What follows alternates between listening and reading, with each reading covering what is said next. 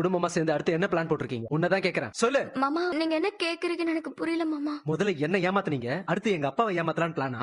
இல்ல மாமா, புரியல எனக்கு நீங்க கேக்குறது. உங்க அப்பா ஏன் எங்க கடைக்கு வேலைக்கு வராரு? மாமா சொன்னாங்களா? இங்க பாரு, அப்படி ஒரு பேச்சு வந்துச்சுதான் மாமா. ஆனா நான் எங்க அப்பா கிட்ட பேசிட்டேன். அதெல்லாம் சரியா வராதுன்னு அப்பா கிட்ட சொல்லிட்டேன். அவங்க கடைக்கெல்லாம் வேலைக்கு வர மாட்டாங்க. ஏய் சும்மா கதை விட்டுட்டு இருக்க. என்ன திட்டத்துல அவர் எங்க கடைக்கு வேலைக்கு வராரு? முதல்ல அவர் ஏன் எங்க கடைக்கு வேலைக்கு வரணும்? என்ன மாமா, எங்க கடை உங்க கடைன்னு எல்லாம் அது நம்ம கடை தானே. சபாஸ் டே சபாஸ். என்னடா இவ இன்னும் இந்த வார்த்தையை சொல்லலையேன்னு பார்த்தேன். எது நீ நானும் சேர்ந்து கட்ட கிடையாது? என்ன குடும்பமா சேர்ந்து அந்த கடையை ஆட்டைய போடலான்னு பிளான் பண்ணிட்டு இருக்கீங்களா?